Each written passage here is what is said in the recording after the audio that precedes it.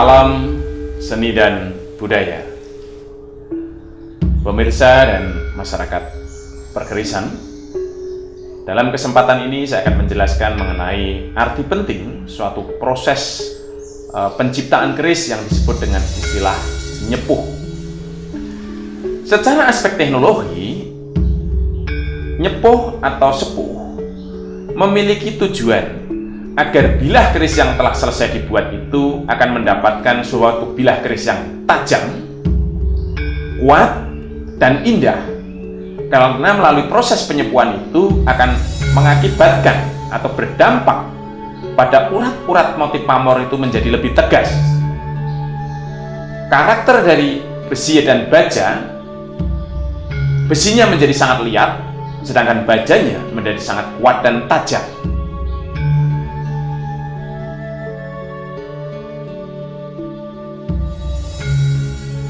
Selanjutnya adalah terkait dengan teknik penyepuhan keris, dikenal dengan istilah teknik koloh atau sepuh koloh.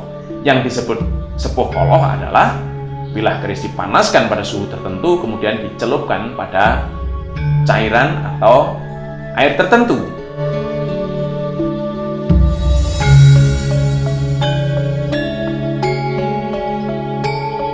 Sepuh koloh merupakan proses penyepuhan yang paling populer di Nusantara.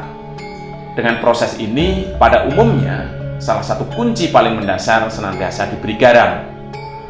Kenapa demikian? Karena garam mungkin mengandung unsur-unsur sebagai pengikat karbon, sehingga apabila terlalu dominan banyak mengandung garam, bilah itu akan mudah patah. Tetapi kalau hanya sangat sedikit mengandung garam, pada umumnya bilah keris yang menjadi tidak tajam.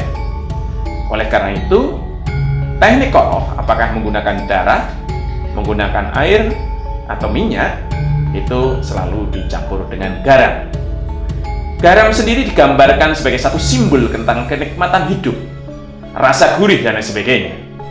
Sehingga sepuh koloh yang diberikan garam menanamkan nilai-nilai agar manusia itu sepuh, dewasa atas kenikmatan hidup, sehingga dapat mendudukkan atas kenikmatan hidup itu sebagaimana porsinya, tidak mabuk atas duniawi, tetapi dalam diri dan kehidupannya juga bisa merasakan tentang kenikmatan hidup, sehingga rasa berserah diri kepada Tuhan itu senantiasa makin lekat dan mendalam.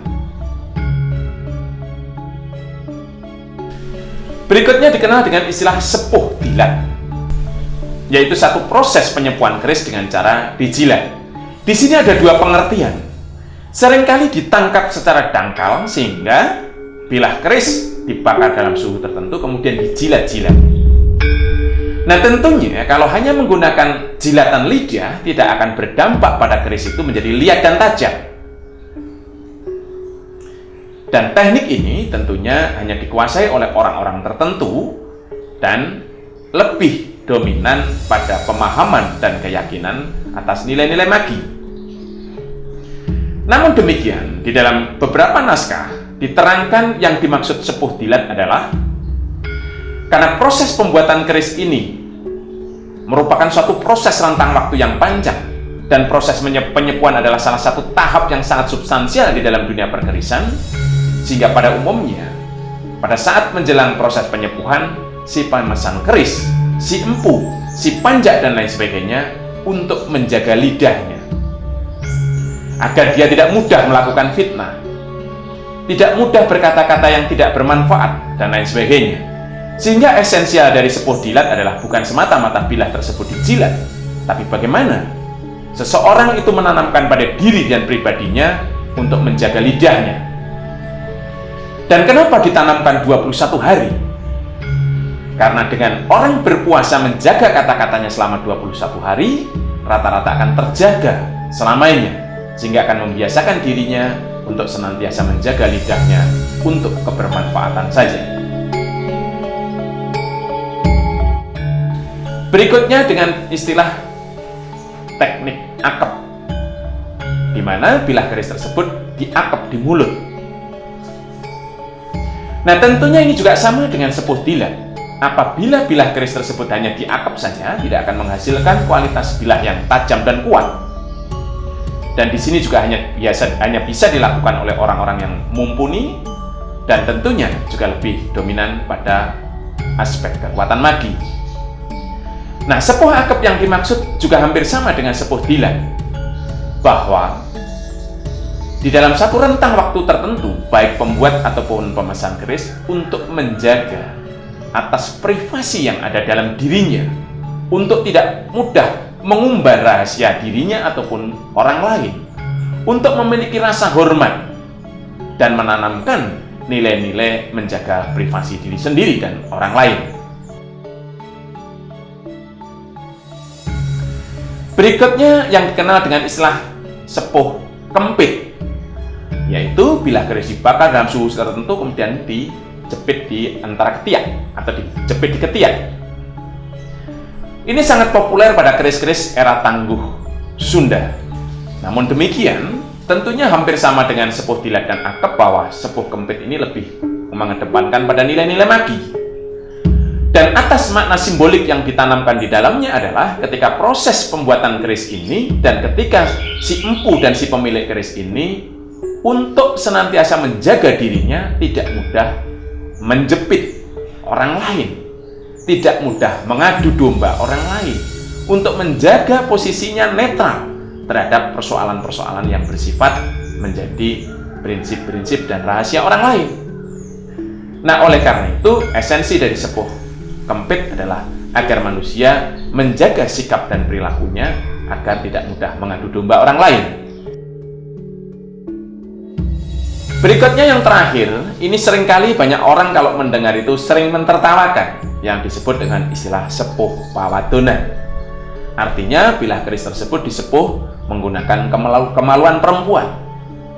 Nah, tentunya ini menjadi tidak rasional untuk dilakukan.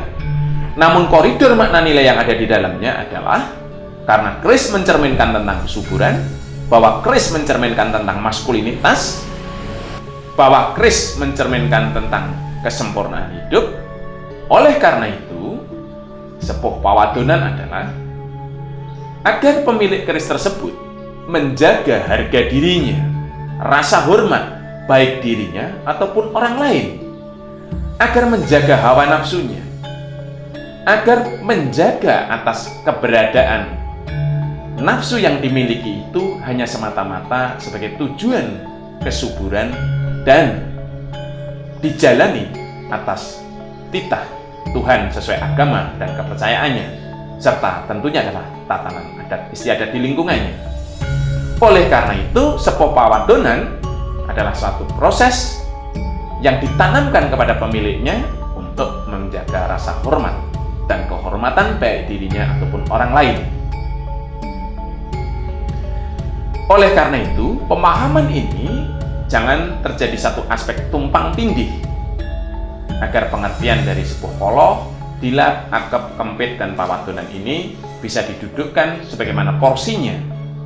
Tentunya dalam konteks ini lebih mengedepankan pada koridor makna nilai yang ada di dalamnya. Sebagaimana dalam teknik penyepuhan ini, ada yang disebut dengan istilah sepuh, eko, dwi, tri, lan, dan seterusnya, atau lan sak panunggalanipun. Yang disebut dengan istilah sepuh, eko, yaitu menggunakan bahan baku tunggal. Kalau darah, ya darah saja. Kalau minyak, minyak saja. Artinya adalah bahan baku utamanya. Karena dengan sepuh poloh pada umumnya akan selalu diberi unsur garam atau kapur. Dan kenapa demikian saya kira perlu diuji lab secara lebih mendalam, mengapa nenek moyang kita dulu menggunakan unsur tersebut.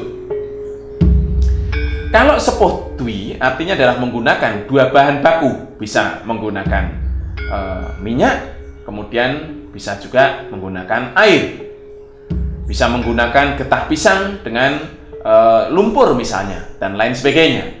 Kalau tri artinya adalah 3 bahan, catur 4 bahan, dan seterusnya. Bagaimana kita menengarai ciri-ciri sebuah keris sepuh atau keris buatan baru yang menggunakan bahan sepuhan dari berbagai yang telah saya utarakan tadi? Kalau menggunakan sepuh minyak, pada umumnya memiliki warna kehijauan dan besi itu menjadi terkesan basah. Pada umumnya di bahasa Jawa kan istilahnya lumer atau halus. Yang berikutnya, kalau menggunakan telutuh atau getah, pada umumnya bilah keris itu kering. Kalau menggunakan unsur minyak yang dicampur dengan lumpur, pada umumnya memiliki bias-bias warna kehijauan, kebiruan, atau kemudian berwarna hitam kelam dan lain sebagainya, tergantung jenis bahan yang digunakan. Kalau menggunakan air laut, pada umumnya bilah keris tersebut berwarna pucat keruh dan pori-porinya tampak kasar. Kalau menggunakan air gunung, pada umumnya bilah kerisnya liat, lentur, dan memiliki permukaan yang halus. Kalau menggunakan sepuh geni, pada umumnya karakteristik atas material yang digunakan itu tampak jelas. Sehingga pada umumnya kalau menggunakan pasir malelo atau mungkin juga menggunakan biji besi, keris tersebut memiliki karakteristik warna yang beragam. Menggunakan bahan api tersebut akan membuat permukaan bilah keris menjadi kasar dan memilah atas berbagai jenis bahan yang digunakan. Apabila menggunakan sepuh darah, pada umumnya berwarna hitam kelam dengan bau yang relatif amis. Demikian juga yang menggunakan jenis bahan racun atau tubo, pada umumnya memiliki bau yang relatif amis. Proses penyepuhan secara baku itu dilakukan melalui 3 tahap mendasar. Pertama adalah dilakukan satu proses upacara. Di sini ditanamkan pada nilai-nilai dan tujuan dalam proses penyepuhan tersebut. Misalnya, mengapa memilih sepuh rah, mengapa menggunakan bahan minyak dan sebagainya, serta teknik yang digunakan. Nah, di situ biasanya seorang empu akan menyampaikan kepada pemesan, dan tentunya 21 hari sebelum proses penyepuhan itu telah dihitung hari, tanggal, dan jam secara tepat, sehingga baik empu pembuat ataupun pemesan akan mempersiapkan diri minimum selama 21 hari. Setelah hari dan waktu ditentukan dan dilakukan upacara dan menanamkan nilai-nilai atas tujuan penyepuhan tersebut, kemudian bilah keris dibawa ke besalen, kemudian dibakar dan disepuh menggunakan bahan yang telah disiapkan.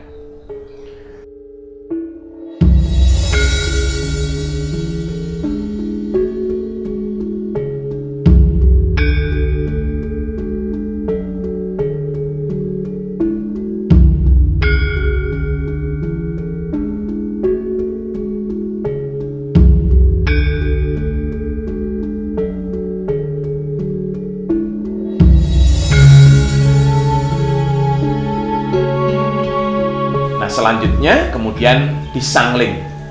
Artinya bilah keris setelah selesai disepuh kemudian digosok sedemikian rupa dan dikembalikan atau dipulihkan atas ujung bilah yang diinginkan. Karena proses penyepuhan, karena dilakukan dengan pembakaran, seringkali ujung dari bilah keris sedikit berubah.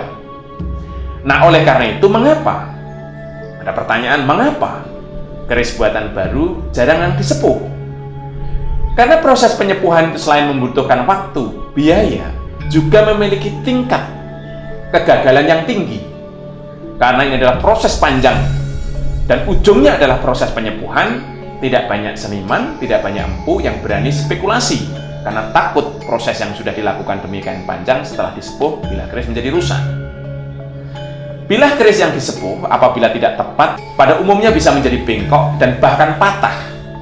Dan apabila bisa dilakukan secara sempurna pun tidak banyak pula para empu dan seniman yang mengetahui bagaimana finishing setelah proses sepuh. Karena apabila disepuh, dibakar begitu saja kemudian diwarangi, pada umumnya ujung bilah keris menjadi berwarna putih keruh. Berbagai spekulasi-spekulasi yang tingkat kegagalan cukup tinggi inilah yang kemudian tidak banyak seniman-seniman atau empu-empu modern atau empu-empu kontemporer yang melakukan tahap ini. Nah, oleh karena itu saya sarankan, walaupun ini satu tahap akhir yang relatif bisa dianggap sulit, tapi juga bisa dianggap sederhana, karena dibutuhkan satu aspek pengetahuan dan pengalaman yang mendalam atas pemahaman sepuh ini, namun karena ini menjadi bagian yang sangat substansial, oleh karena itu, saya sarankan teknik menyepuh atau tahap menyepuh sebuah keris perlu dilakukan. Mengapa demikian? Pertama, sebagus-bagusnya baja dan besi yang kita gunakan dalam proses pembuatan keris itu tidak akan bermutu tinggi tanpa dilakukan proses penyepuhan. Tanpa satu proses tahap penyepuhan, ada satu tahap bagaimana kita menanamkan koridor makna nilai kepada pemesan dan para panjak, itu tidak ada kesempatan untuk kita lakukan. Oleh karena itu, proses nyepuh adalah satu tahap menanamkan koridor makna nilai pula, sehingga sangat substansial untuk dilakukan. Dan secara estetika, tahap atau teknik penyepuhan itu dapat menghasilkan bilah yang menjadi sangat indah. Urat-urat pamor menjadi tegas. Bilah keris menjadi berwarna beragam dari hitam kelam, keputihan, kehijauan, dan lain sebagainya. Karakter warna besi, nikel, dan baja tampak memiliki perbedaan yang menonjol, sehingga bilah keris menjadi sangat indah. Nah, tentunya di sisi yang lain akan membuat bilah keris itu menjadi tajam, lihat, dan indah. Oleh karena itu, pemirsa, apabila menjumpai keris yang memiliki warna beragam dengan karakteristik bias-bias warna yang indah, menunjukkan bilah keris tersebut disepuh dengan baik, dan tentunya juga dibuat dengan bahan baku yang baik dan dilakukan dengan etika pembuatan keris yang tepat. Demikian sementara yang bisa saya sampaikan. Mudah-mudahan pengertian sepuh ini bermanfaat. Terima kasih. Salam seni dan budaya.